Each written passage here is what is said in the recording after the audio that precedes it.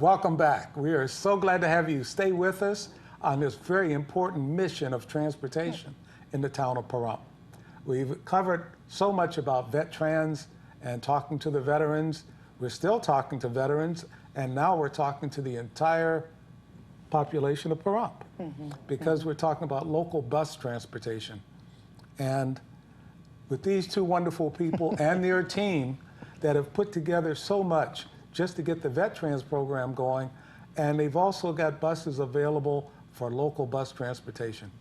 I'm going to let them tell us, because that program, I don't have all the story on, the latest story, I should say.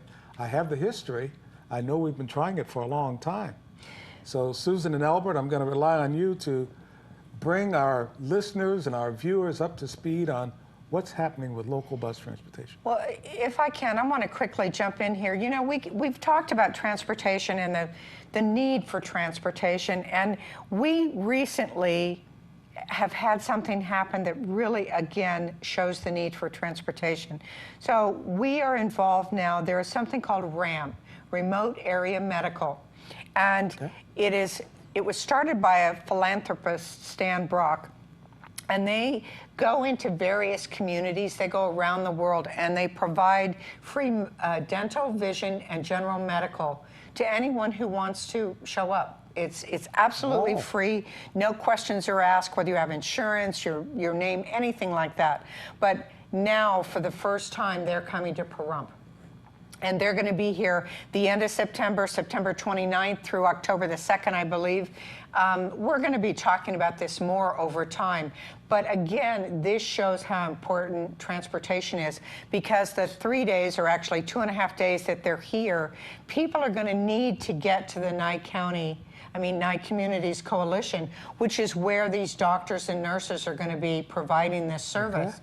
And so, again, we can't stress how important the need for transportation is. But this RAM, we're going to need volunteers. We really want to engage local physicians and nurses and as well. But what a great opportunity for Pahrump, for people to get medical care that they might not have been able to get before. Well, let me ask you, in addition to this, and I heard you say free. Yeah, free. That is something that's going to grab everybody's attention. But the other side to that is for the local transportation that's coming in. I know we have vet trans that could probably, would that be able to get the veterans there? Well, thanks to Albert, and he's worked so hard on this, but I don't believe until October we'll know whether the grant for the other buses will meet with success, right? Correct, but for the RAM event, we want to make sure that we utilize all the transportation programs in town with the Integrity Taxi, with the Senior Center, with what the DAV can provide, with the Vetrans bus. It's currently on non-operating days for that bus, so we want to try to make sure we have that available to be able to utilize for this event. Okay. So we're doing as much as possible to create a transportation initiative, you might say, for the RAM event, so that all of the transportation providers in town are aware of it, number one. Or number two, can participate in the event and getting people to and from, because we have a lot of homebound people here in town. We have nearly 1,000 households that do not have a vehicle here in town. We have a high poverty level population, so we want to make sure that we can get as many people as possible to this event.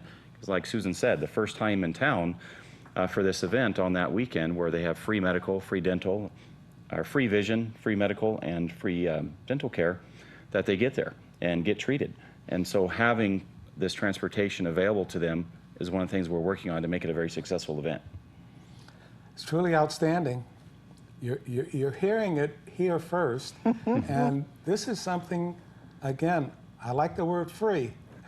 So come out, take advantage of this. This is for you. Let me go back to our local bus transportation. Well, how are we coming on that program? Well, still, the grants were submitted in April of this year, and typically we wouldn't hear back from NDOT till sometime in September for the approval of the grant and the approval of the funding to move the program forward. That would typically happen in October. Then we would need 2 or 3 months to build the infrastructure and the admin side of the program to define who the contractor is going to be to actually operate the program and operate the buses. So we're hoping by the end of the year in December that we could be operating by the end of the year or very first part of January.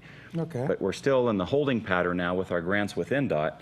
We know there's going to be questions. We know there's going to be some things they may want to change or alter within the program itself. So we'll have to work with them over the first couple of months of this program being initiated to figure out exactly what they want us to do, how they want us to do it, to make it work for them as well as us as a community. So we can safely say that if everything goes according to plan, we should have local bus transportation by January.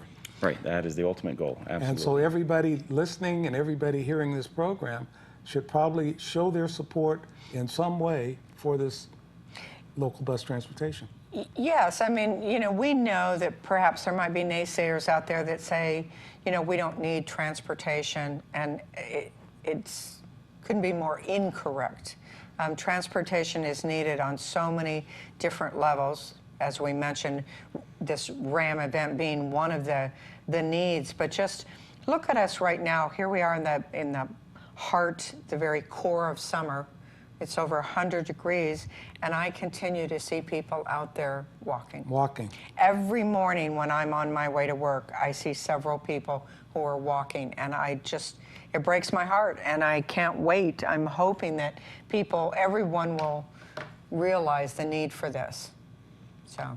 Well, the FTA and public transportation is growing throughout the United States. Mm-hmm. It's heavily used in other parts of the world, and especially in the urban areas.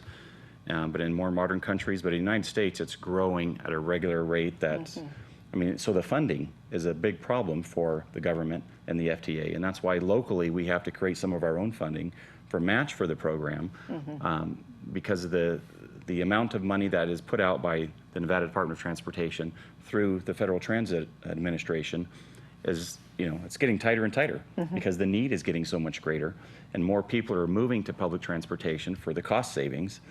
And, in our rural areas and as spread out as we are, there's a lot of people that have a hard time getting around. And so it makes it very difficult for them. Let me ask this big question that maybe some others may have the same question. Where does the Department of Transportation get their funds from? Well, the Nevada Department of Transportation gets their money through, for when it comes from the state level, it's funneled to the state level from the FTA, which is at the federal level. And our taxes are paying money into those programs. So they're taking... we're paying into this program and already. And we're not taking advantage of it. Right. If we don't use it, we're wasting our own tax money? The money is going elsewhere, and other states or other communities are using money that we're paying taxes on. I have to say that's true of Nevada. And so they say, we leave more money on the table than probably any other state. And I'm glad you brought that up, because people think, well, I'm going to be taxed for all this. You're already paying taxes. You're already paying taxes in, and we're not taking any out. Right. And what's not used by us is used by another community. Right. I can tell you the largest community for the funds that come in for transportation are going to Clark County and their rural transportation programs there. Okay. The bulk, probably 90% of that funding is going to their programs. And so we need to draw some of that into this area to make sure that we could take advantage of that as well. And people may say, well, Clark County doesn't have rural. Well, Mesquite and Laughlin qualify for those. Sandy Valley and Boulder City, they call those rural areas, and they get a lot of funding, and they have great programs there. And we can have a great program here in the town of Pahrump. Absolutely. We can, and it's needed desperately. I like to hear from our realtors that more and more people are moving here. We're getting new businesses opening up. Again, it all just directly correlates back to transportation, because the more services that are opening up down in sort of our central area, the more need there is for transportation. When we say local transportation, I know we're talking about the town of Pahrump now, but we're also talking about the rest of Nye County as we expand. Sure. As this program becomes really effective for the entire county. Right. And then the 2 to 5 year plan of the program is to expand into the northern parts of our county, to expand trips into Las Vegas for people who live in Pahrump. And other parts of our county, like up north in Tonopah, they spend a lot of time in transportation through the senior centers there and getting people to their medical appointments, because they're 120 miles away to their nearest medical area. And they go to California, they go to northern Nevada, and they come into southern Nevada, just from that area in the center part of the state. So transportation is enormous in the medical need world, but just economically, for economic development, transportation plays a key role in economic development in any community. So we want to make sure that we're able to help as our economy is growing and as our community is growing. We want to make sure that we can support that with transportation options as well. You know, Susan said something earlier about the fact that she's seen people walking, even in this heat, while she's on her way to work. And I have to say that there's one woman in my area I see walking with a walker. And it doesn't matter how hot it is or how cold it is or if it's raining, she's walking with her walker. And transportation, if it was available, I'm sure she would take advantage of it. And I know several people have stopped to offer a ride. She's only going to the post office or she's only going a short distance. So giving her a ride, it's more, and she says she wants the exercise, but I think she would at least use local transportation if it were available. And really hot out. Yes. I know of a young man who walks from Mountain Falls to what we consider our downtown. Oh, gee. And I see them all over town. You know, I'm in meetings every day through different parts of town, and we always come across people walking in the streets. And there's just so much that we don't see that we could affect and impact. And that's where we go into different meetings and organizations and with the churches. They all understand the needs and that where we could help fulfill. But it's what we actually don't see visually out on the streets is where we have the most impact that we can make. You know, I really hate to even think about the naysayers that say we have no need for local bus transportation. Yep. And they may not have a need because they have a car. But like you said, there's so much unseen. Right. And if they refuse to see what our residents need, they're just blind to whatever's going on with their friends and neighbors. The 3 or 4 people that have actually talked to me over the last year about public transportation that said they don't feel there's a need for it. When we get deeper into the conversation, it's really about they don't personally have a need for it. Correct. Right. But there are many others in the community that we're trying to make sure that we can help them fulfill their needs.